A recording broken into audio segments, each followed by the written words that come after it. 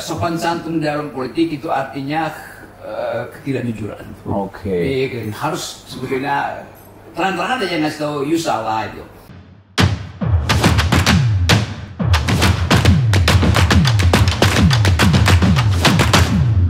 Sebenarnya apa sih yang membuat Bung Rocky bicara selalu dalam arti kata itu di luar kebiasaan publik yang kuat dengan budaya Kupakewuh, budaya Jawa gitu ya. Tapi Bung Rocky ini orang Sulawesi Utara, tapi biasanya lebih-lebih dari orang Batak nih kalau ngomong. Gimana ceritanya? Saya anggap bicara itu adalah nasib manusia. Nggak ada nasib lain yang ditentukan oleh alam semesta selain bicara. Jadi kalau bicara itu diedit itu artinya kita jadi mesin itu. Karena itu saya outspoken aja ucapin sesuatu, bahkan saya hanya membahas talk of the town, apa yang menjadi pembicaraan di ibu kota, apa yang menjadi pembicaraan di sudut-sudut desa itu. Dan selalu kalau kita bertemu dengan rakyat, kita mesti jadi loudspeaker mereka itu. Karena mereka menyimpan keresahan, kegelisahan yang dia mengucapkan itu kadang-kala terhambat oleh feudalisme. Jadi saya mengambil alih, bukan menjadi penyambung lidah nanti Bung Karno sentil saya tuh. Mengambil alih keresahan mereka untuk diucapkan secara jujur. Nah, kejujuran itu pasti harus meledak itu. Nah, orang yang suka berbohong itu bahasa tubuhnya seolah-olah sederhana, padahal otaknya terlibat kebohongan. Tapi di tengah masyarakat kita yang lebih melihat bungkus daripada isi, apakah Bung Rocky tidak pernah takut bahwa ini justru akan memantik katakanlah kebencian atau pro kontra di tengah-tengah masyarakat? Dulu kalau Bung Karno pakai problem itu, pasti dia akan kerepotan untuk mengucapkan pikiran rakyat. Tapi Bung Karno menganggap bungkus dan isi itu nyatu tuh. Dia mau buka bungkusnya dan dapat isinya. Kalau isinya itu harus diucapkan, bungkusnya makan dia mesti robek itu.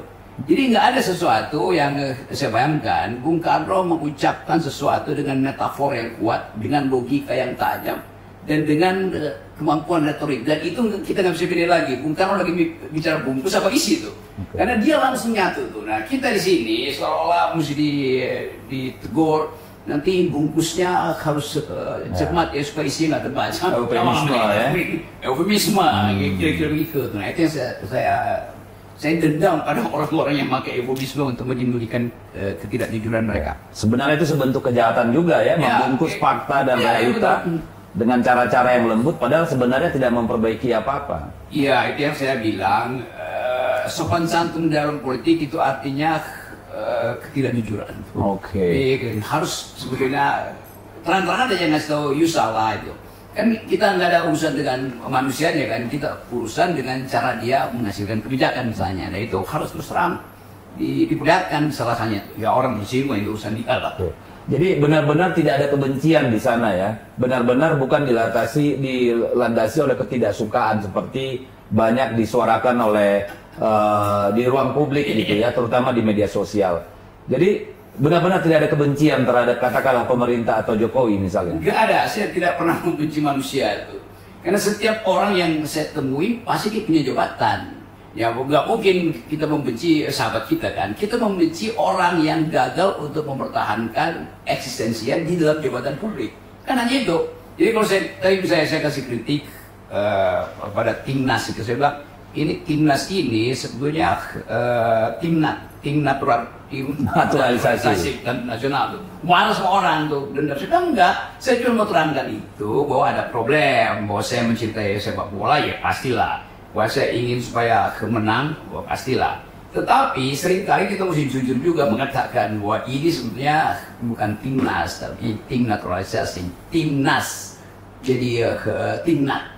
Lalu orang marah tuh, tapi kenapa mesti marah? Jadi kelihatannya negeri ini belum diatur dengan kemampuan untuk menilai. Yang dikritik objeknya personal atau objek publik kan, itu intinya. Oke, jadi menurut Bung Rocky, kenapa sih orang Indonesia itu sulit menerima hard truth gitu ya, kebenaran yang brutal gitu? Kenapa orang lebih senang kalau hal-hal yang benar atau yang mendasar itu harus disampaikan dengan cara yang lembut atau tidak boleh frontal? Ini sejenis budaya atau sebenarnya sesuatu yang baru bagi kita? Sebetulnya kita jadi penuh dengan bunga-bunga karena takut untuk mengejar kejujurannya tuh.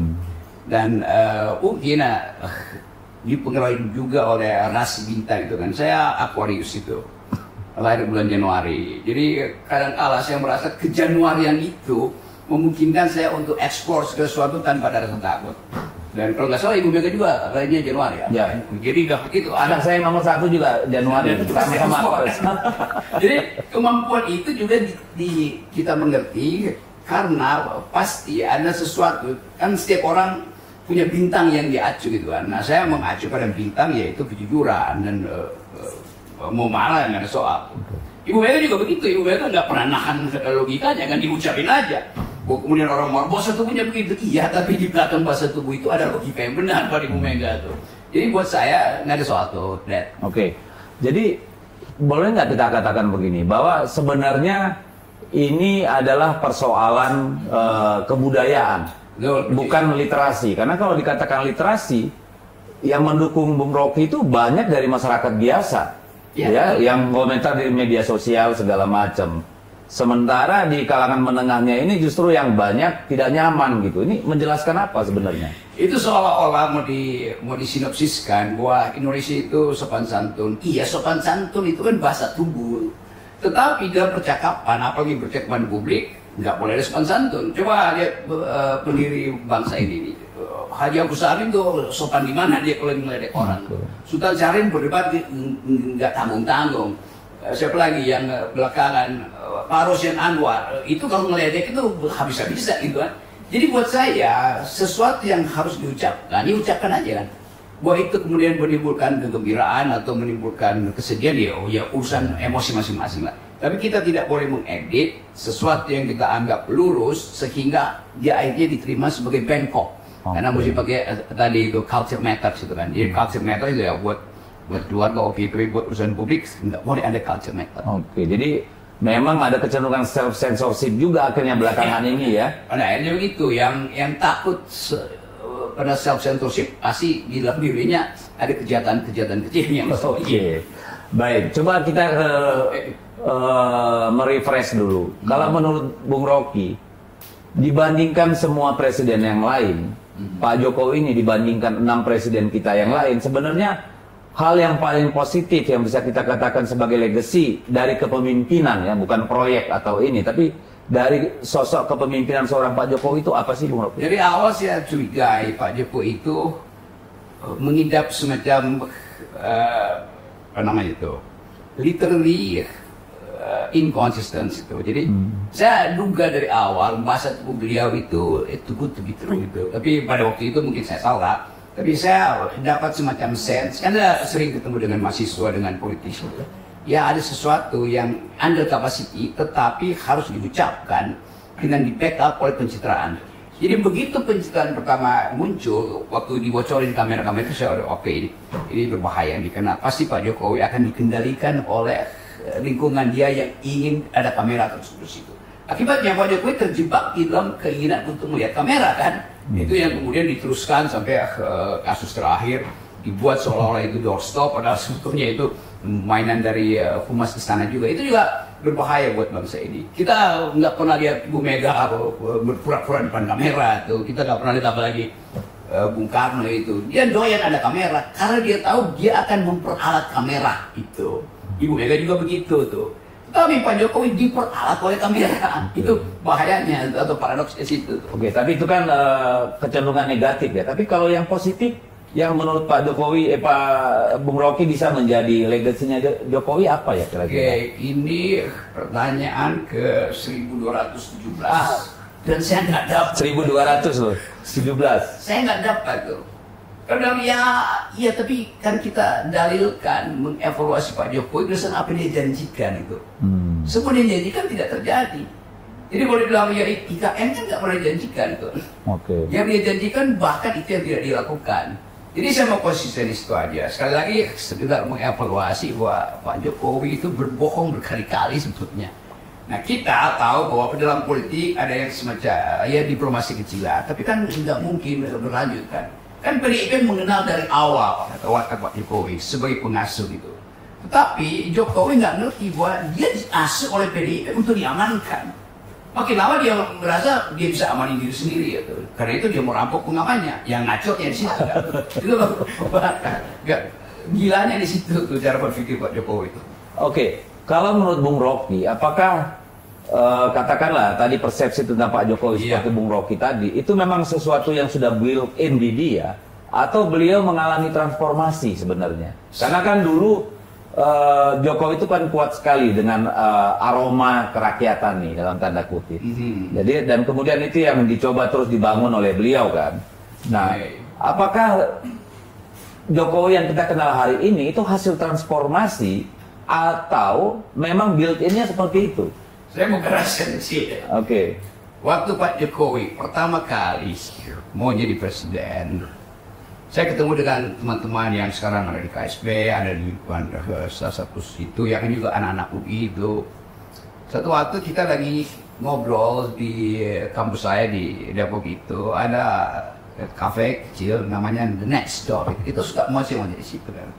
Sebagian dari kita yang ada di situ juga diminta untuk mempersiapkan Pak Jokowi dengan konsep itu. Saya nyerutuk aja bilang gini, gue tahu tuh apa yang lu perlukan itu, tetapi coba ingat bahwa membuat buku itu harus betul-betul dari intensi si subjek ini. Saya bilang dulu, waktu Bill Clinton mau maju sebagai presiden, dia sendiri yang mendesain buku yang kemudian diberi judul Putting People First, utamakan rakyat. Di situ dia dalilkan dari soal bagaimana social safety net mesti dipersiapkan kalau terjadi krisis ekonomi di dunia ketiga. Bagaimana relasi baru antara Barat dan Islam di Timur Tengah itu. Bagaimana mempromosikan hak asasi manusia supaya lembaga-lembaga di Asia termasuk Indonesia itu dapat grant dari pajak orang Amerika. Jadi kita tahu jalan pikirannya tuh. Yang kedua, saya kasih tahu juga pada teman-teman itu yang sedang mempersiapkan buku yang kemudian jadi nawacita itu dan revolusi mental, bahwa ini tradisi Partai Demokrat, itu Demokrat. Lalu Obama menulis buku judulnya The Audacity of Hope itu, apa namanya, keberanian untuk punya harapan itu. Jadi kelihatannya Obama memproyeksikan diri dia sebagai orang yang memungkinkan harapan masyarakat Amerika yang multikultural itu ditumbuhkan ulang melalui posisi dia yang adalah basisnya adalah African American. Jadi semua konsep itu ada di situ. Saya juga sebutkan bahwa kalau Pak Jokowi bisa ambil tema yang kira-kira radikal seperti yang diucapkan oleh Martin Luther King di bulan Agustus 1963, I have dream, so someday we shall overcome. Kan semua itu saya bayangkan Bung Karno mampu untuk mengimajinasikan retorika semacam itu kan. Jadi setelah selesai itu tiba-tiba berkas sudah jadi, mesti dibawa mungkin ke Jalan Subang pada waktu itu di mana itu, teman dari sana telepon, ya Pak Jokowi berjanji untuk kita rapat sama-sama sini membahas ide dasar buku itu yang udah ada draftnya. Terus telepon lagi, saya bilang buatinlah 4 halaman executive summary itu. Karena sekali lagi teman-teman saya kan. Lalu dibuatin dan akhirnya mereka bilang, Rok, ternyata Pak Jokowi cuma mungkin baca 4-10 menit. Jadi tidak berbekas dalam hatinya. Nah di situ pertama kali saya anggap, wah oke, kapasitasnya memang nggak ada. Jadi tinggalkanlah hal-hal yang sifatnya konseptual. Tapi setelah itu saya masih ketemu dengan semacam Romo Beni misalnya, teman baik saya tuh. Kan gini deh, hal-hal yang menyangkut pluralisme, saya bantu itu, saya bikinin draftnya itu. Serudupkan Pak Jokowi itu dibaca. Tapi kelihatannya orang-orang di situ itu tidak mampu untuk ambil inisiatif membrief Presiden Jokowi itu pada waktu itu jadi presiden. Bahkan saya bilang gini deh, kita bikin semacam pertemuan setiap sore itu, mungkin 2 minggu sekali ada gathering Pak Jokowi, ada orang yang paling bajingan, paling kritis, yang paling ngaco itu wartawan, intelektual, budayawan, suruh bercakap dengan Pak Jokowi. Jadi Pak Jokowi selalu well informed tentang current issues juga. Mereka kok bisa, gue bilang iya dulu Mitterrand di Prancis itu melakukan itu tuh. Semua orang pintar ya, bahkan yang paling kritis dia undang. Nah percakapan sore itu akan membuat Pak Jokowi nyaman di dalam wilayah intelektual gitu. Nggak jalan juga. Jadi memang udah ada defisit intelektual pada beliau. Dan teman-teman, termasuk teman-teman saya itu, nggak mampu untuk tegur Pak Jokowi, naikin sedikit abstraksinya tuh. Jadi tidak ada latihan di situ, mungkin terlambat Pak Jokowi. Tapi ini masalahnya intellectual capacity, yes, atau memang interestnya yang nggak ada? Ya, dulu saya anggap bahwa intellectual capacity-nya itu udah, bukan kita bilang nggak mampu, tapi ya udah, jadi terima aja itu fakta, intellectual capacity-nya nggak ada. Maka karena itu mesti di backup dengan semacam sugesti-sugesti supaya interestnya muncul. Ternyata nggak muncul juga tuh. Ya mungkin nggak ada orang yang tega untuk kasih tahu kan Pak Jokowi ini salah nih gini. Dan karena itu tadi mungkin ada feodalisme tuh, merasa ya Pak Jokowi kasih semacam aura supaya jangan mendekat karena pakai bahasa Jawa, lu semua merasa oke, ini raja yang ada di depan. Oh memang dia jadi raja. Tapi kalau saya ingat-ingat ya, Pak Jokowi itu kan memang kuat sekali dengan katakanlah tanda kutip atribut-atribut kerakyatan, atribut-atribut rakyat. Kita ingat waktu baru-baru Pak Jokowi muncul ke publik kan selalu muncul dengan kesederhanaan, dengan sepatu seharga 50.000, 70.000, baju yang murah segala macem gitu ya, makan yang juga secukupnya gitu. Tapi yang saya mau tanyakan sama Bung Rocky, apakah itu nggak genuine? Ataukah itu sesuatu yang apa namanya engineered gitu atau direkayasa? Ya itu yang disebut dimanufaktur konsensus bahwa Jokowi adalah orang yang sederhana. Saya buka sedikit rahasia lagi karena menjelang pergantian kekuasaan kita belajar juga dari cerita-cerita yang akhirnya terkumpul. Satu waktu saya ada di Solo tuh, diminta ngajar di UNS. Pada waktu itu saya kalau nggak salah dengan Ari yang sekarang Ari Dupayana. Bukan. Ari, ya itu Ari yang kurang bermutu itu. Yang IPB bukan? Bukan, yang UGM, yang sejarah. Oh iya. Ari Sujito. Oke. Saya kasih kuliah di situ, lalu masuk notes kecil. Baru setelah selesai, kita mau bicara ya. Saya bilang, oke. Karena saya pikirin tim dosen kan. Setelah mana dosen-dosennya? Pada waktu Pak Jokowi udah jadi wali kota. Enggak, kita bukan dosen. Loh, kalian siapa itu? Nanti saya mau terangin tuh. Dibawa saya ke angkringan. Di Solo ya? Solo nih. Lalu mereka bilang, sebetulnya ada orang yang tuh Pak Rocky, tapi dia lagi sakit. Siapa namanya? Rewang.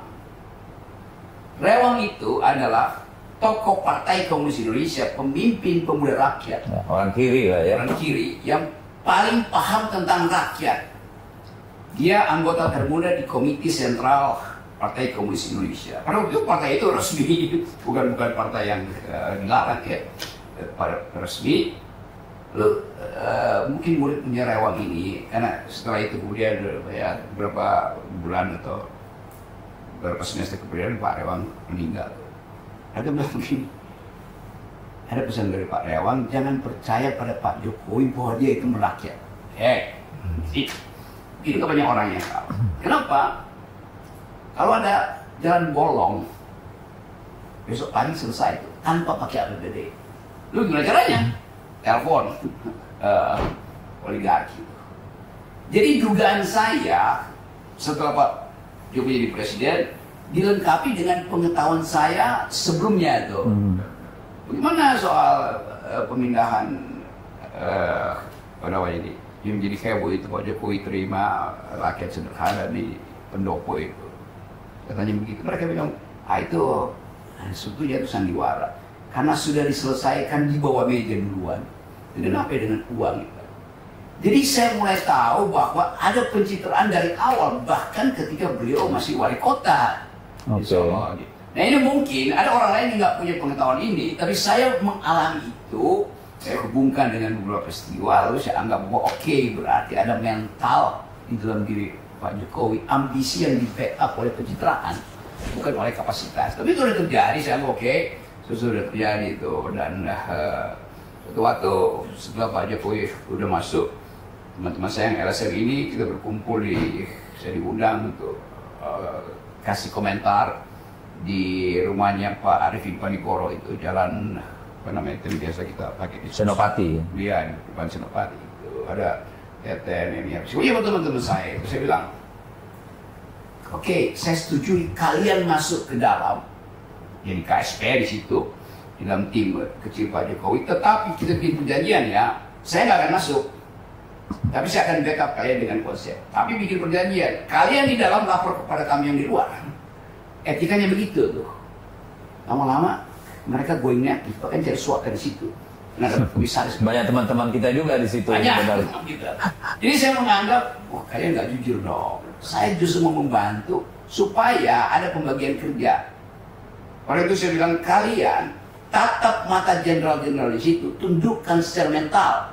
Apalagi kata kalau kamu kepala staf itu kamu itu orang nomor 2 di Republik. Anda bisa nipu, ada bilang mana Panglima Abri, mana Kapolri, saya mau bicara tuh.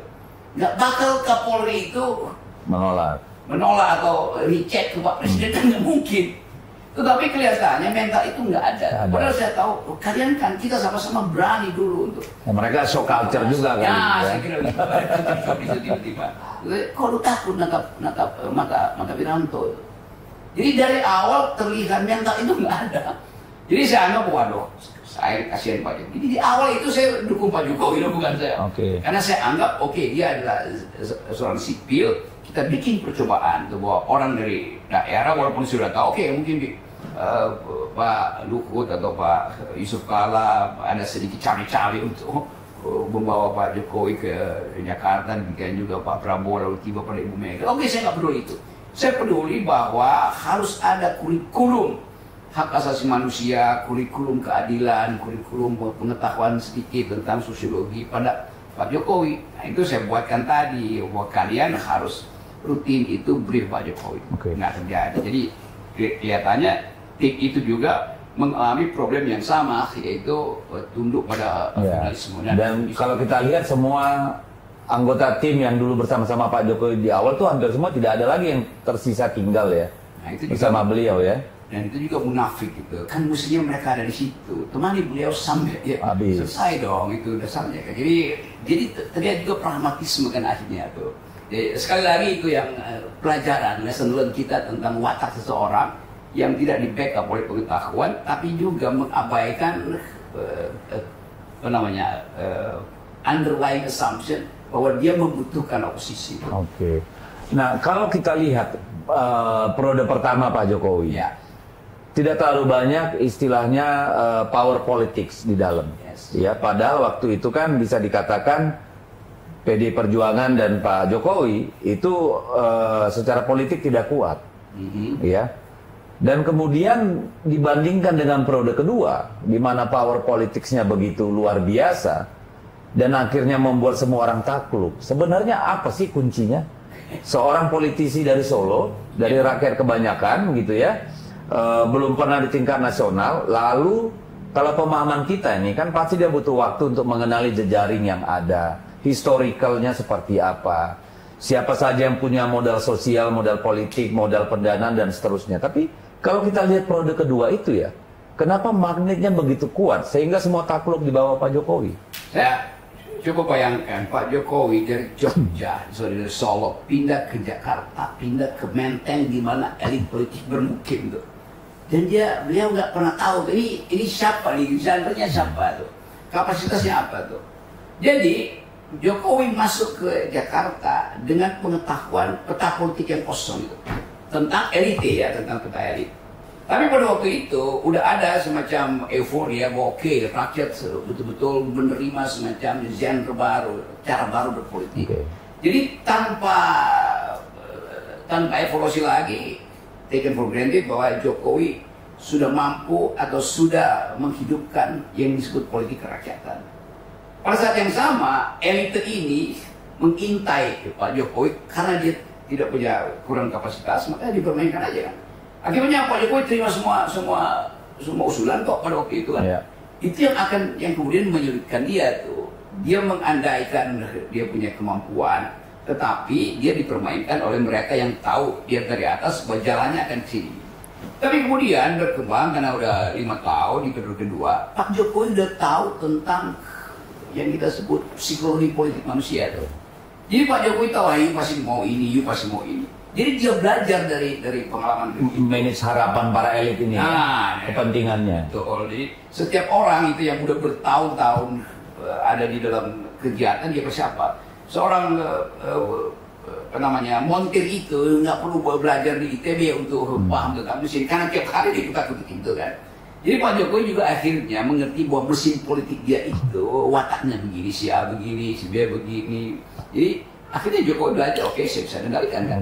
Gitu. Dan saya kira dari situ tuh. Jadi orang-orang elit ini juga terjebak di dalam upaya mereka yang gagal mengendalikan Jokowi. Nah, Jokowi berbalik mengendalikan mereka. Iya, karena dengan kasus tuh. Karena sebenarnya didasari oleh kepentingan ya. Ya, itu masalah itu. Karena sama-sama punya kepentingan, ya asal itu aja siapa yang psikologinya lebih cepat terbaca. Oke, kita coba lompat. Ya. Kalau basis hubungannya adalah kepentingan, bagaimana Bung Rocky melihat pasca tidak menjadi presiden lagi? Apakah dalam situasi seperti apa Pak Jokowi akan berada? Apakah tetap menjadi magnet atau rujukan, atau ditinggalkan, atau seperti apa sih kalau dengan situasi seperti sekarang? Oh, sekarang saya lihat bahwa ya masyarakat akhirnya masuk di dalam semacam dugaan bahwa memang Pak Jokowi tidak tepat, tapi nggak mau diucapkan itu. Sosial media kemudian mulai menghantam. Bayangkan misalnya soal Gibran, kasus itu, Fufu itu udah 2 minggu. Ya, saya perkirakan 2 minggu dia on top of the news itu kan. Artinya ada seseorang atau satu sistem yang sengaja memelihara itu untuk menguji daya tahan psikologi Pak Jokowi. Dan kelihatannya Pak Jokowi nggak tahan karena itu menyangkut keluarga tuh. Maka saya kira dia pergi ke IKN untuk menghindar dari bisingnya Jakarta itu. Jadi kalau saya coba masuk dalam kebudayaan Jawa itu, dia merasa bahwa pulungnya udah nggak ada. Wah, Jakarta ini aja. Sarunya yang muncul ya? Ya, tapi dia merasa dia masih bertahan gitu kan. Nah, ini ketegangan ini yang mungkin beliau ada di IKN lalu mulai memikirkan tuh dalam kesendirian, dia akhirnya mulai menduga bahwa oke, ada yang salah, tapi udah terlambat. Itu masalahnya kan. Nah, itu saya lihat Pak Jokowi mulai minta maaf, tapi ya minta maaf itu juga itu nggak genuine tuh menurut Bung Rocky. Nggak genuine itu, karena Pak Jokowi mesti datang mengatakan bahwa anak-anak saya itu memang salah didik oleh saya. Itu lebih genuine. Orang Indonesia kan bilang, oke, Anda tahu apa. Tapi gimana mau dikatakan salah didik? Satu jadi wakil presiden, satu jadi ketua umum partai, satu istri wali kota, sebentar lagi gubernur. Iya, dia bilang bahwa kalau dari ukuran biasa kan harusnya berhasil itu. Dia berhasil tentunya. Tapi kan dia sebetulnya bahkan powernya masih ada, udah post power. Oh gitu ya. Jadi mental Pak Jokowi itu tiba-tiba layu kan. Jadi kita lihat di lapangan bola kemarin itu ada sensasi buruk pada Pak Jokowi. Mungkin dia nggak peduli lagi, dia merasa pokoknya saya mesti ada kamera itu kan. Jadi ketagihan kamera itu soalnya dan itu kan bahaya orang yang ketagihan kamera. Begitu baterainya ilusi ya. Iya, jadi ilusinya dia ungkapkan terus. Sekarang dia pergi ke IKN yang ngapain IKN? Dan mungkin dukunnya bilang pergi ke IKN dulu kan. Saya sebut kata dukun itu karena jadi top of the town soal perdukunan di istana. Oke, jadi coba menurut Bung Rocky nih, 20 tahun lagi, 25 tahun lagi, masyarakat nih terus menurut Bung Rocky nanti dia yang simpulkan nanti di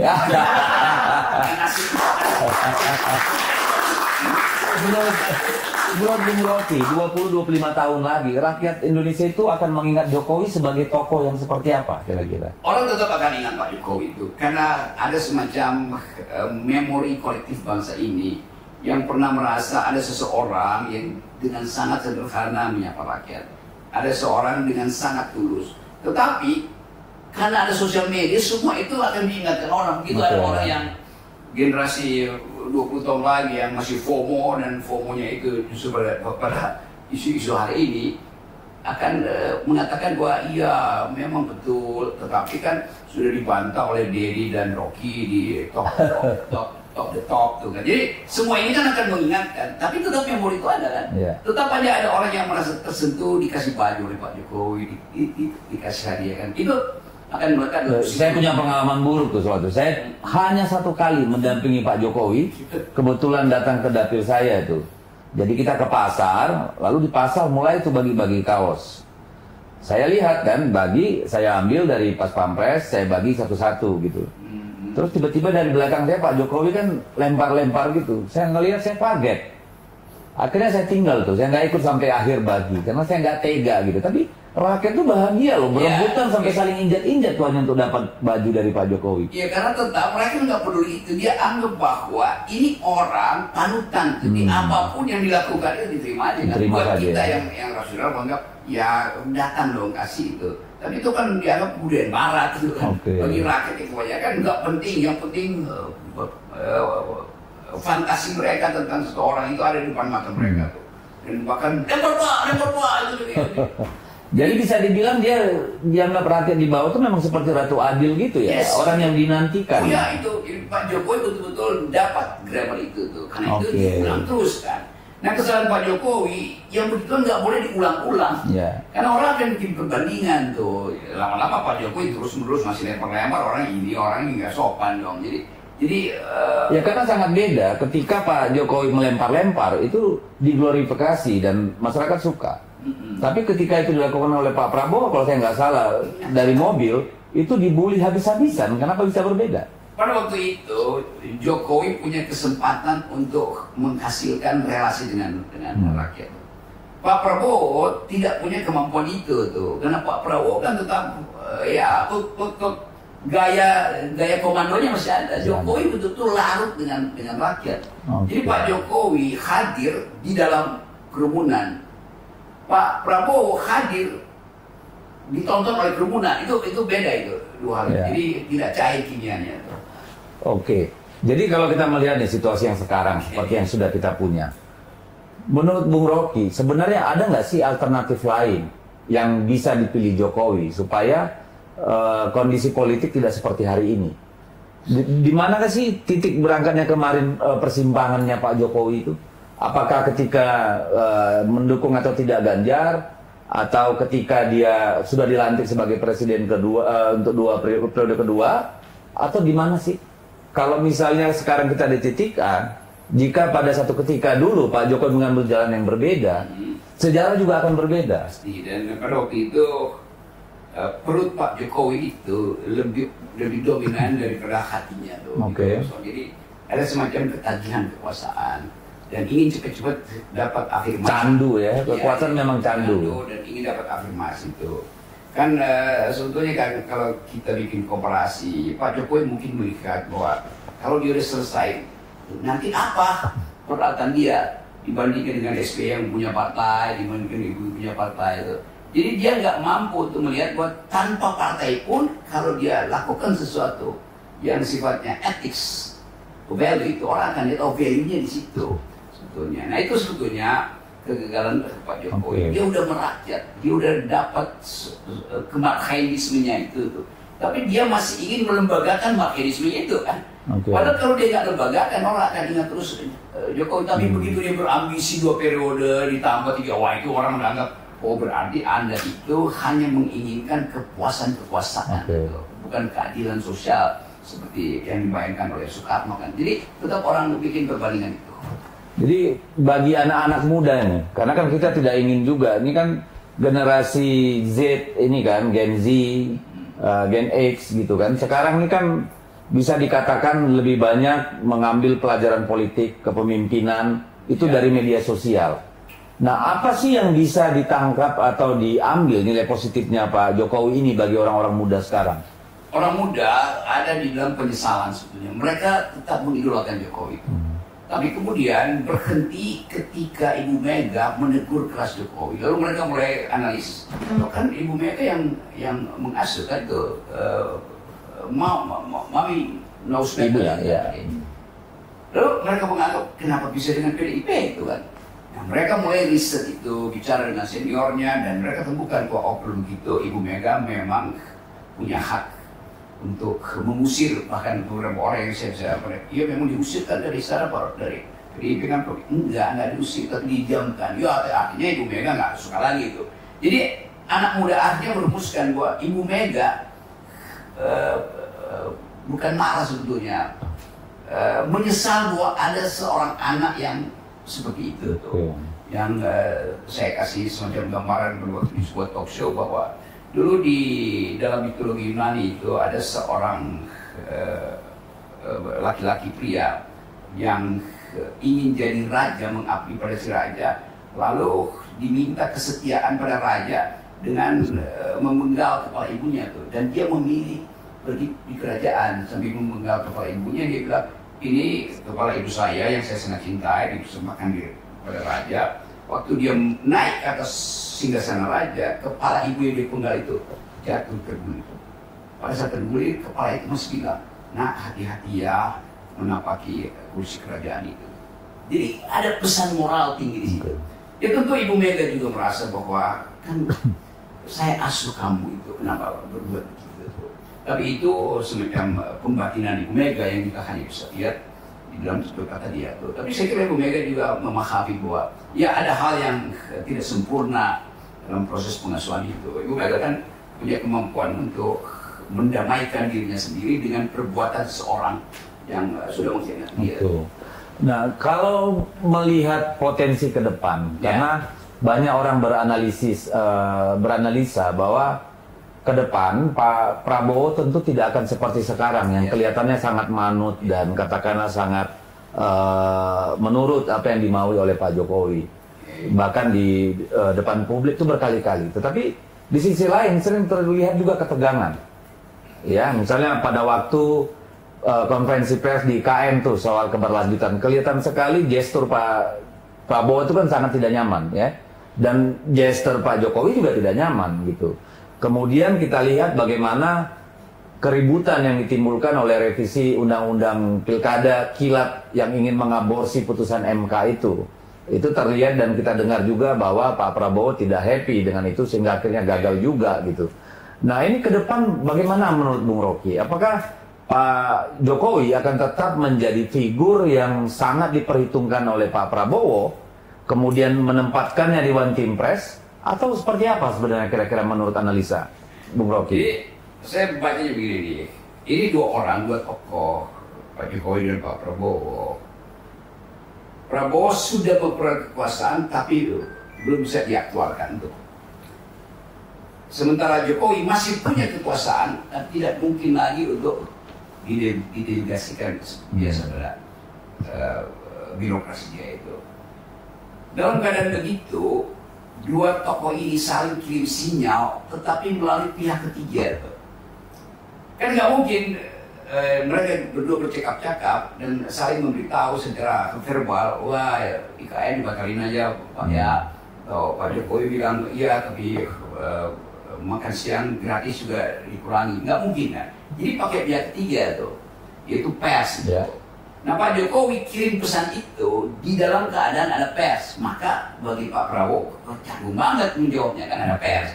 Demikian juga kalau Pak Prabowo misalnya mau nyindir, nggak enak juga tuh karena ada yang nonton itu.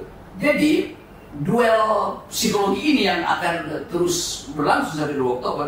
Begitu 20 Oktober nggak ada lagi problem itu pada Prabowo. Prabowo akan lebih lugas untuk mengatakan bahwa oke, saya tahu bahwa saya sudah berjanji pada Pak Jokowi 4 tahun mungkin, tapi itu kan belum sebelum saya melakukan kalkulasi ekonomi secara rasional tuh. Ya mungkin itu akan diucapkan, tapi Pak Jokowi nggak bisa kirim sinyal lagi kan.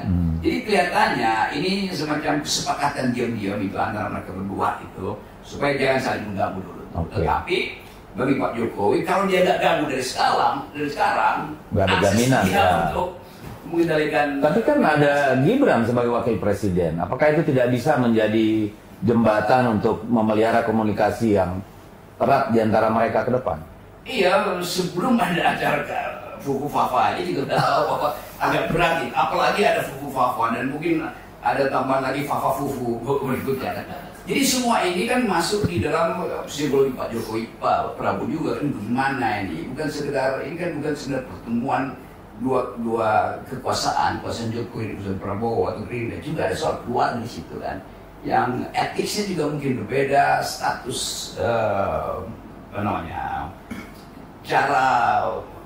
cara berbahasa berbeda, bahasa tubuh berbeda antara Gibran dan keluarganya Pak Prabowo, kan itu juga dipertimbangkan tuh. Nah, saya membaca bahwa Prabowo bilang menurut melalui Dasko nggak ada masalah tuh dengan Fukufafa tuh. Artinya memang ada masalah. Oh gitu ya, kebalikannya ya. Pastilah, kan nggak mungkin ini memang dipermasalahkan. Jadi upaya untuk menahan nggak bisa lagi itu, sehingga kan defensif ya biasa aja. Jadi betul, jadi defense mechanism itu menunjukkan bahwa ada masalah sebenarnya. Saya kira hanya bisa lihat gesture itu, tetapi saya ingin pastikan bahwa dari segi kapasitas pembiayaan pasti IKN itu akan dibatalkan. Untuk paling ya karena Pak Jokowi masih ada ya dikasihlah porsi yang kira-kira masuk akal sedikit bagi Pak Jokowi. Tapi setelah itu ya pasti tim ekonomi Pak Prabowo kasih. Jadi sedikit banyak tentu masyarakat Indonesia sebagian besar banyak melihat bahwa Pak Jokowi ini kan bagaimanapun sudah melakukan banyak hal, sudah berbuat banyak hal. Katakan saja misalnya soal konektivitas, ya tentu berguna ke depan. Termasuk juga soal katakanlah BBM satu harga di Papua, yang walaupun sekarang lebih banyak dimainkan mafia kan itu ya. Tapi hal-hal itu tentu kan hal positif yang harus disimpan oleh rakyat Indonesia. Nah, menurut Bung Rocky, apakah setelah lengser nanti Pak Jokowi, dia masih harus terlibat atau ada di dalam daya gravitasi atau radar kekuasaan, atau justru mundur dan kemudian menjadi figur yang katakanlah tempat rujukan ketika bangsa ini ada masalah atau seperti itulah kira-kira. Apakah dia harus masuk one team press atau bikin kayak Pak SBY aja, bikin apa namanya SBY Center atau apa gitu ya? Ide untuk Pak Jokowi tidak ada kecuali dia ingin ada di situ melalui proxy Gibran, dan itu pasti akan dilakukan. Tetapi ada masalah sekarang tuh bahwa Pak Jokowi tidak mampu lagi untuk memberi sinyal bahwa dia bisa punya akses metafisik bahkan ke Prabowo tuh. Kan kultur Pak Prabowo pasti akan one man show gitu kan. Kita lihat jejak Pak Prabowo komandan terus segala macam. Kan nggak mungkin walaupun Pak Prabowo militer kemudian memilih jadi sipil dan membuat partai, tapi ingatan dia tentang manajemen adalah militeristik. Dan itu dasarnya command itu kan, dan nggak boleh ada centralized ya itu. Dan itu yang mungkin akan ya sedikit kesel karena ada Gibran yang lamban gitu kan. Oleh soal-soal yang menggunakan abstraksi itu nggak mungkin. Tapi secara chemistry atau katakanlah secara psikologis, Bung Rocky melihat Pak Prabowo dengan Pak Gibran ini minyak dengan air, atau sebenarnya ada ruang untuk dimana mereka bisa sinergi? Ya kalau minyak dengan air masih berguna dua-duanya kan. Air buat mandi, minyak buat bikin pisang goreng gitu. Tapi ini semacam solar bekas yang ya tidak ada, yang sebetulnya tidak di situ kan dari awal. Tetapi dia terpaksa diambil oleh Pak Prabowo. Ada kebutuhan dari Pak Prabowo ya. Kebutuhan kuantitatif, bukan kebutuhan kualitatif kan.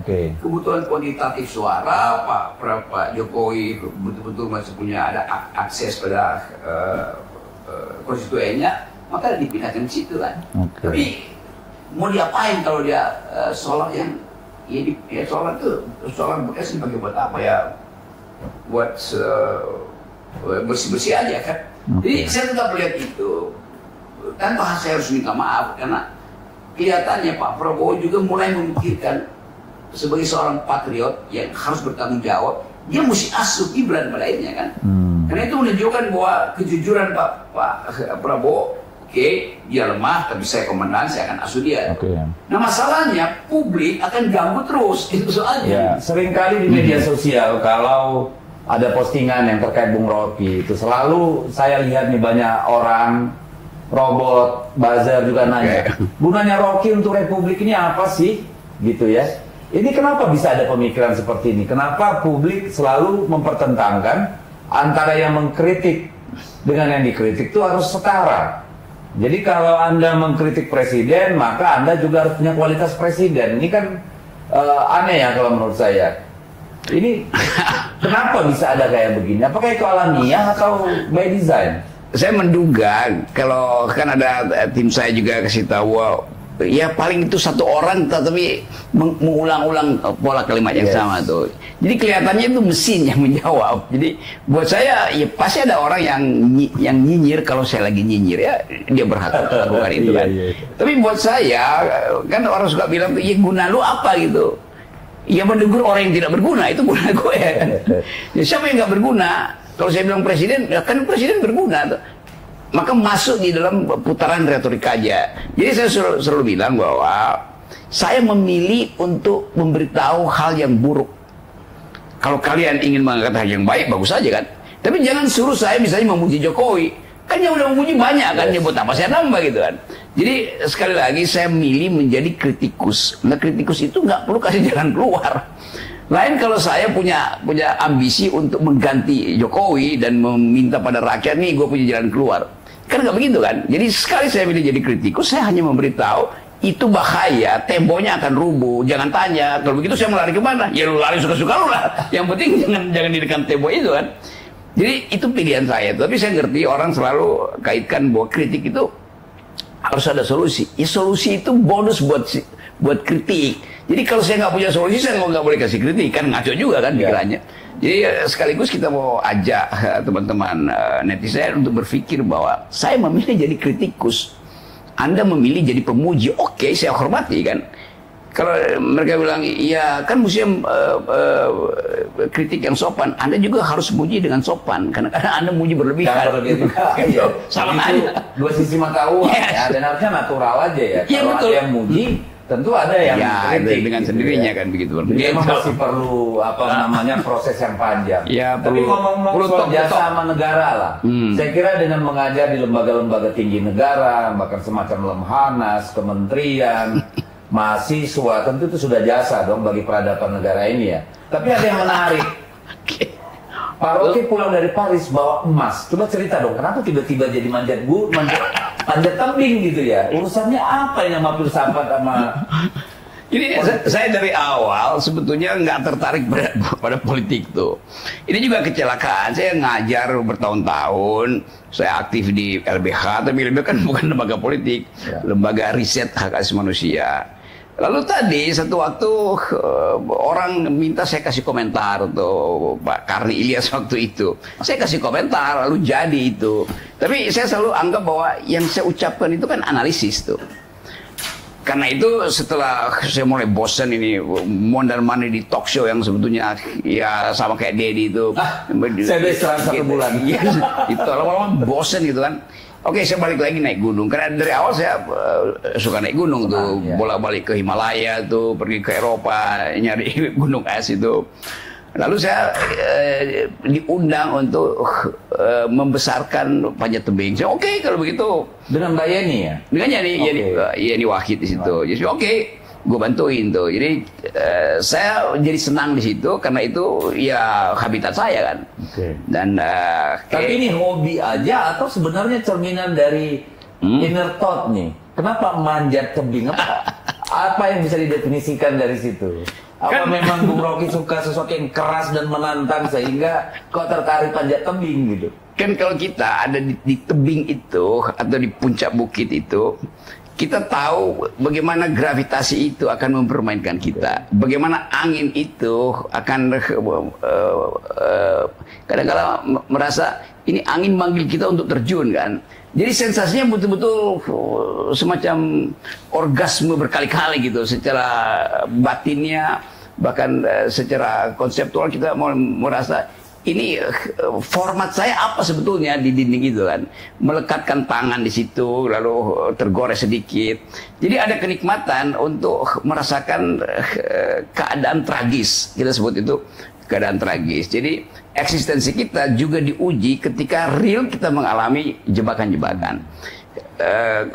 Kalau misalnya tiba-tiba suhu dari -6 langsung drop jadi -20 itu karena pengaruh angin, kan kita langsung merasa sensasinya tuh. Kalau lagi tersesat di hutan, tiba-tiba apelnya tinggal satu dan kentang itu gimana caranya nih supaya bisa bertahan 3 hari? Tapi di satu sisi berarti Bung Rocky ini mirip sama Pak Jokowi juga kalau begitu. Sebagai Cuma bedanya kalau Bung Rocky manjat tebing sama gunung, Pak Jokowi kan manjat tangga kekuasaan. Luar biasa. nikmatnya beda tuh. Tangga kekuasaan itu mesti ada yang tepuk-tepukin. Oh gitu. Supaya makin kalau ini enggak ya. Kalau ada yang tepukin kita justru kesel tengah Iya, konsentrasi. Jadi oke, silakan Pak Jokowi terus manjat kekuasaan. Jadi itu bagian dari upaya untuk terus membuktikan bahwa diri relevan atau melarikan diri dari dunia nyata. Sebetulnya kadang-kadang melarikan diri. Karena merasa aduh ini udah pusing udah. Jadi setiap kali pusing ya siapa sih langsung naik gunung hiking gitu kan. Itu re-energizing ourselves gitu. Oke, ini yang sering juga ditanya oleh publik ini. Ini Pak Rocky ini cinta pada alam, naik gunung, ya manjat tebing. Apa nggak pernah Pak Rocky jatuh cinta sama perempuan, Pak Rocky?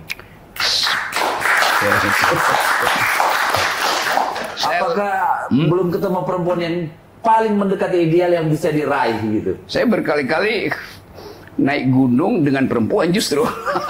Oh ya itu kan beda ya. Tapi orang sih pengen membayangkan Pak Rocky yang selalu bicara filosofi, bicara tentang sesuatu yang fundamental.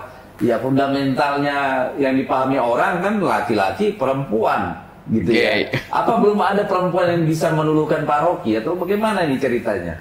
Iya, kalau saya lahir lebih awal, mungkin saya ada bersama Ibu Mega tuh. Berarti Bu Mega adalah gambaran perempuan paling ideal menurut Pak Rocky. Iya, Ibu Mega itu cantiknya itu karena dia punya visi itu dasarnya tuh.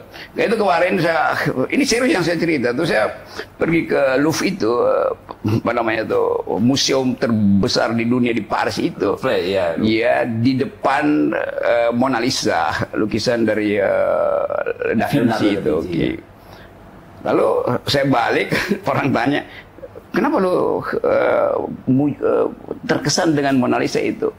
Gue bilang karena gue ada di Paris. Emang di Indonesia ada senyumnya melampaui Mona Lisa, itu Megawati. Tapi kalau saya, Bu Mega itu paling cantik bukan waktu tersenyum, kalau marah, ketika membakar semangat. Yes, nah itu yang saya maksud tadi itu. Ada energi dari dia itu kan.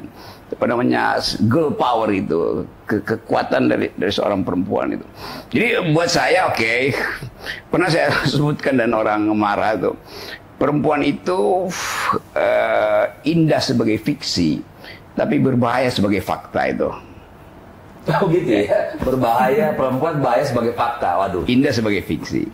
Tetapi sekali lagi kan deal kita dengan yang kita sebut romance itu, justru dia jadi absolut, intensinya jadi kuat kalau nggak ada yang nonton. Romance yang ditonton itu namanya sinetron. Oh gitu. Atau apa bukan karena Bung Rocky ini memang cintanya lebih platonik gitu, jadi takut sesuatu yang real juga? Iya, cinta platonik itu dasar dari cinta yang memungkinkan kita mengevaluasi basis percintaan itu. Tapi saya ada dimensi cinta yang agape itu, cinta penyerahan. Kalau saya lagi di gunung itu pasti cinta saya itu agape itu. Oke Tuhan, silahkan deh. Kalau saya nggak berguna jatuh aja ke jurang tuh. Tapi ada juga cinta yang dasarnya erotik, pasti ada cinta itu. Jadi saya akan tunggu misalnya kapan momentum erotik itu muncul, kapan momentum platonik itu muncul, atau kapan momentum agape itu muncul tuh. Nah itu nanti akan kita bicarakan di sesi 2 3. Tapi sebagai orang yang sudah sangat dikenal lah di Indonesia, sering nggak ini terima WA atau bisikan dari kaum perempuan yang begitu tergerak sebagai seorang wanita kepada Bung Rocky? Saya lebih banyak terima emoticon romance dari perempuan ketimbang laki-laki. Ketimbang undangan talk show semacam ini. Keren. Ya. Jadi, tapi kalau hidup seperti Bung Rocky itu kadang-kadang enak. Cuma jangan dengan istri saya dong ya. Bahaya nanti pulang ke rumah. Karena hidup sebagai orang merdeka tidak saja dalam pikiran, tapi juga secara fisik mau merdeka gitu ya. Dan itu kemewahan yang nggak bisa dipunya banyak orang nih. Bahaya juga itu kan. Tapi oke lah. Saya mau, mungkin publik pengen tahu nih, ada nggak sih perempuan cinta pertama Bung Rocky? Nah ini loh, waktu SMA, SMP, kuliah atau kapan? Iya, cinta pertama itu ada ketika ada cinta kedua. Oh gitu ya? Kan mesti ada perbandingan kan? Oh berarti platonik nih ya, modelnya platonik nih ya. Kan apa cinta pertamamu? Iya, setelah ada beberapa cinta baru kita bisa katakan oh itu cinta pertama tuh. Oke. Kalau nggak kita akan anggap itu oh itu semacam pertemuan pertama aja tuh. Oke. Atau pertanyaan dibalik nih. Ada nggak sih sosok perempuan yang dicintai oleh Om Rocky? Kalau saya balik lagi, baliknya gimana? Siapa yang akan mengaku pernah mencintai saya? Ya sudah ini topik sensitif tapi pasti orang pengen dengar sebenarnya kan. Karena kita pasti tahu lah orang secerdas Bung Rocky, sepopuler Bung Rocky pasti ada sih yang pengen Bung Rocky aku ikutlah bersamamu menjalani kehidupan ini kan kira-kira begitu. Ternyata sangat kuat nih mempertahankan cinta platoniknya. Oke, kembali ke masalah bangsa kita nih. Hancur Dedi. Apa pesan Bung Rocky ini buat para politisi yang ada sekarang? Kita lihat bagaimana politisi kita hari-hari ini dikendalikan oleh kekuasaan, kehilangan jati diri, hanya berani ngomel di belakang nih. Ya, ada panggung muka, ada panggung belakang. Apa sih yang bisa Bung Rocky sampaikan nih? Karena kan kita baru selesai pemilu legislatif, banyak anggota DPR terpilih yang baru, terutama baik itu di pusat, provinsi maupun kabupaten kota. Lalu kita juga akan melakukan proses nasional rekrutmen kepala-kepala daerah. Apa sih pesan Bung Rocky untuk para politisi ini? Politisi itu mewakafkan dirinya untuk dua hal, kecerdasan dan keadilan, tuh kecerdasan publik dan keadilan sosial kan hanya itu. Karena itu setiap politisi dia harus punya dua dimensi itu dulu, yaitu dia cerdas dan dia adil tuh. Jadi diri dia sendiri dulu selesaikan dengan dua instansi itu tuh. Karena memang harus seorang yang generik ya, mengerti hukum, ekonomi, sosial dan seterusnya. Dulu ilmu yang paling rumit itu adalah ilmu politik, karena politik harus mendistribusikan keadilan dan versi keadilan macam-macam. Dibandingkan ilmu teknik kita cuma perlu satu rumus. Untuk bikin bangunan ini saya cuma perlu rumus tentang metal fatigue, kelelahan metal, lalu safety factor dari konstruksinya, udah saya bisa bikin itu. Tetapi mendistribusikan keadilan itu memerlukan pengetahuan sosiologi, ekonomi, psikologi, macam-macam itu kan. Jadi menjadi politisi dia harus melengkapi dirinya dengan pengetahuan itu. Nah, bagaimana filternya supaya dia dapat itu? Pertama, seorang politisi itu dituntut kejujuran. Jadi itu sangat penting. Sangat penting itu, karena keadilan itu sekali dia berbuat tidak jujur itu artinya dia akan melakukan segala hal yang sifatnya koruptif. Jadi karena itu filter pertama buat saya seorang politisi dia harus lolos etikabilitas, etikability itu, etikabilitas, kejujuran yang kita maksud di situ, integritas macam-macam. Yang kedua setelah dilulus etikabilitas difilter dengan prinsip intelektualitas. Karena dia mesti debat kebijakan, dia mesti diplomasi dengan luar negeri. Jadi kemampuan intelektualnya mesti di atas rata-rata tuh. Oke. Kalau dia udah lulus etikabilitas, lulus intelektualitas, baru kita uji elektabilitasnya. Jadi filter itu mesti dilewati dulu. Sekarang kalau kita bilang misalnya seorang politisi, dia berpikir tentang 2029. Dia mesti bayangkan dunia dari sekarang ke 2029 isinya apa itu kan? Kalau saya deteksi sejak sekarang tuh, dunia dari 2024 ke 2009 jangka pendek aja ini akan dibayang-bayangi oleh krisis global security itu, ketegangan ethnicity, ketegangan ideologi, ketegangan karena perlombaan senjata yang mulai terjadi antara superpower Amerika dan junior superpower Cina itu. Rusia mulai mencari pasangan baru di Eropa dengan memanfaatkan perang dengan Ukraina. Jadi impactnya itu akan masuk ke Indonesia pasti kan. Jadi global security ini harus jadi perlengkapan pengetahuan pertama dari semua anggota DPR dan bupati yang terpilih itu. Nggak bisa dia menteri-menteri yang nanti dilantik. Ya, apalagi menteri ini kan. Nggak bisa misalnya menteri sosial bilang ya saya nggak perlu global security, kan saya nggak ngurusin global. Oh enggak, itu pasti akan terkait geopolitiknya. Atau bupati dari Lokan Huru misalnya, wah itu terlalu jauh, itu enggak, dia mesti tahu itu tuh. Karena ini adalah negara kesatuan tuh. Jadi dia mesti paham dulu tentang global security. Pengetahuan berikutnya ada tentang environmental ethics. Karena di mana-mana di dunia ini anak muda bicara tentang environmental ethics tuh. Kalau misalnya concern terhadap keselamatan bumi. Keselamatan bumi, dan Indonesia rentan di situ. Satu waktu saya ada di Budapest itu, di Hongaria, di sebuah kafe, saya bilang, ya kalian promosiin kopi, saya punya kopi, yaitu kopi Gayo tuh. Lalu Aceh. Lalu anak-anak muda di situ mulai tertarik, oh ya Gayo ya. Mereka bertanya, Gayo di bukit keberapa di Aceh? Jadi mereka, pengetahuan mereka tentang kopi itu sampai diproduksi di bukit keberapa. Saya tanya kenapa begitu? Karena kami mau tahu, di bukit itu 2 bulan lalu mungkin sekali masih hutan. Kenapa sekarang jadi kebun kopi? Berarti ada deforestasi di situ kan. Jadi bagi mereka, environment itu udah jadi harga mati. Nah, bupati, wali kota, gubernur, anggota DPR yang do not speak environmental ethics akan dianggap sebagai dungu nantinya kan.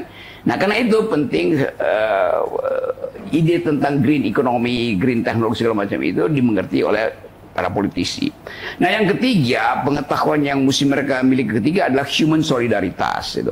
Karena kita sama-sama hidup di dalam ancaman global, kekerasan, ancaman iklim segala macam. Jadi kalau kita ada prinsip human solidarity, dan Indonesia sebetulnya bisa jadi kurikulum pertama untuk mempromosikan human solidarity, karena kita punya kemanusiaan adil beradab, keadilan sosial, kooperasi. Jadi 3 mata kuliah ini mesti diajarkan pada pemimpin-pemimpin yang akan datang. 1, global security. 2, environmental ethics. 3, human solidarity. Nah, saya kira PDIP harusnya punya mendeteksi itu di sekolah partai itu. Oke, Bung Rocky sudah sering kali keliling ke seluruh negeri ini. Kampus-kampus, ketemu anak-anak muda yang masih kategori Gen Z. Sebenarnya kekhawatiran terbesar mereka apa sih, kalau menurut Bung Rocky? Di awal saya menduga mereka peduli dengan Indonesia tuh. Karena bagi mereka itu masa depan mereka yang harus tentukan. Lama-lama saya mulai menduga atau menyaksikan ada semacam kecemasan mereka terhadap nasib negeri. Dalam keadaan kecemasan itu, kita lihat data di sistem perbankan kita yang menunggak pinjaman online itu 50-70% adalah Gen Z atau the millennials ini kan. Jadi betul-betul real pada mereka kebutuhan ekonomi itu. Nah, kalau pemerintah yang akan datang tidak bisa servis mereka, mereka akan jadi bagian yang pesimis terhadap masa depan. Padahal kita janjikan bonus demografi. Jadi mulailah membaca psikologi dari generasi ini.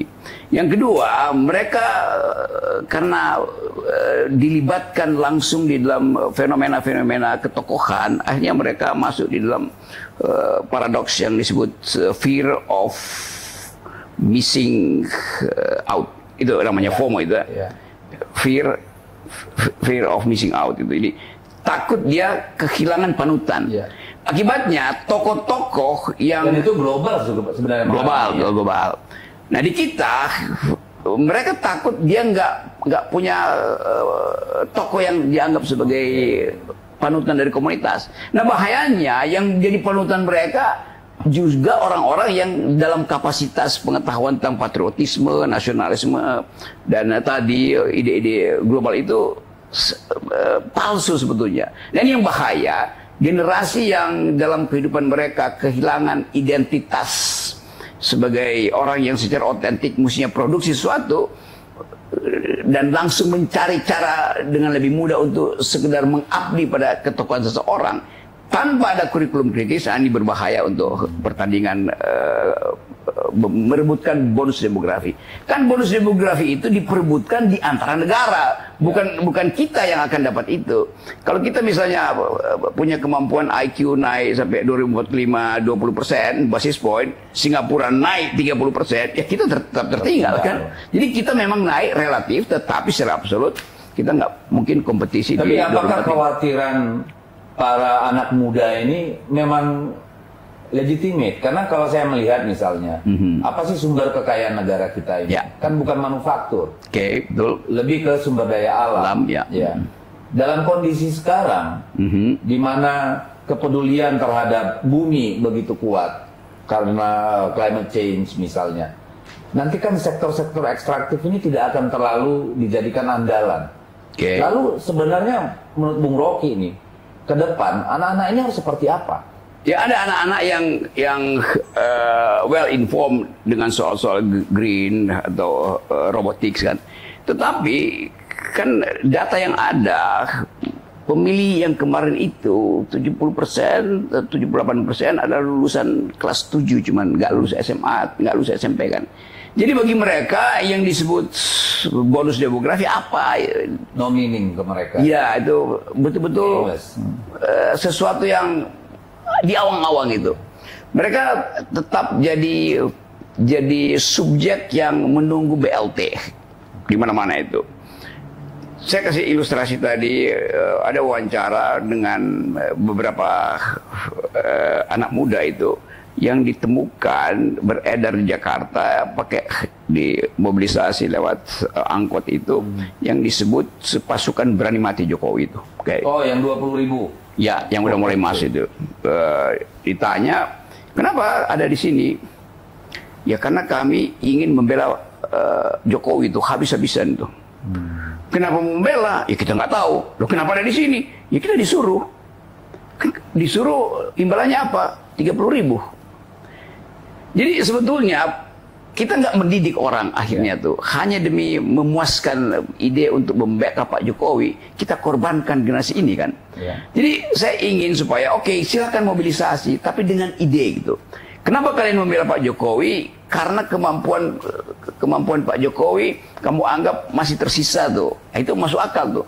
Bukan tanpa tahu tapi karena disuruh tuh. Jadi sekaligus kita menghimbau teman-teman Gen Z ini supaya mengerti bahwa sekali kita terjebak di dalam bujuk rayu yang sifatnya pragmatis, maka seluruh harapan kita untuk memuliakan Indonesia yang berpikir hilang juga kan? Hilang ya. Oke, nah ini terakhir.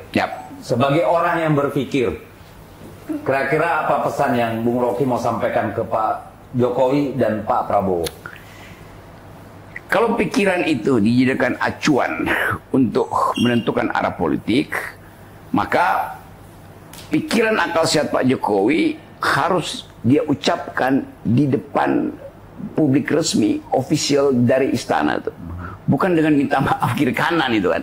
Ketika belusukan. Jadi dia mesti ucapkan itu dengan jujur dan orang kan lihat bahasa tubuhnya jujur apa tidak itu. Ya, jadi semacam political speech gitu ya. Ya itu ada kayak yang apa namanya talk to the nation, talk for the nation itu kan. Itu dia mesti ucapkan itu kan. Dan jangan dibuatkan. Bicara aja secara jujur, original, datang it comes from my inner heart, wholeheartedly, kira-kira begitu kan. Nah itu sebetulnya, karena saya tetap anggap bahwa masih ada momentum sedikit bagi Pak Jokowi untuk menyadari itu, dan itu akan jadi game changer buat dia sebagai tokoh tuh.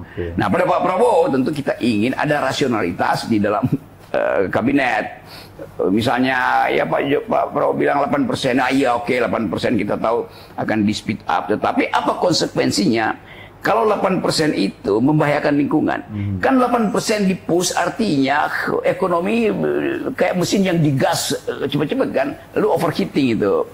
Ecological footprint bertambah nggak dengan 8%? Berapa persen oksigen yang akan hangus itu kalau ekonomi dipus cepat-cepat tuh. Jadi kira-kira begitu tuh. Nah, saya percaya bahwa Pak Prabowo punya kapasitas itu. Tetapi sekali lagi ada ketegangan psikologis yang harus diselesaikan dulu secara rasional oleh Pak Prabowo. Jadi satu waktu nanti Prabowo juga akan kita minta bicara di publik, ucapkan bahwa saya sudah memutuskan dan saya kira Pak Jokowi akan mengerti bahwa saya tidak akan mengikuti semua langkah yang dia inginkan. Kan itu lebih fair sebetulnya tuh. Gitu. Fair kan saya buat dua mereka itu permintaan kita. Terima kasih. Saya kira mudah-mudahan Pak Jokowi dan Pak Prabowo mendengar nasihat seorang guru, seorang guru ya, bukan seorang politisi ini ya. Nah, saya kira terima kasih Bung Rocky sudah mencerdaskan kita tentang banyak hal. Yang intinya adalah kalau bagi saya, pujilah setinggi langit, tapi kritiklah juga sekuat guntur, dan itu biasa-biasa saja. Oke, terima kasih kepada Bung Rocky. Ya, terima kasih. Sampai jumpa lain waktu. Oke.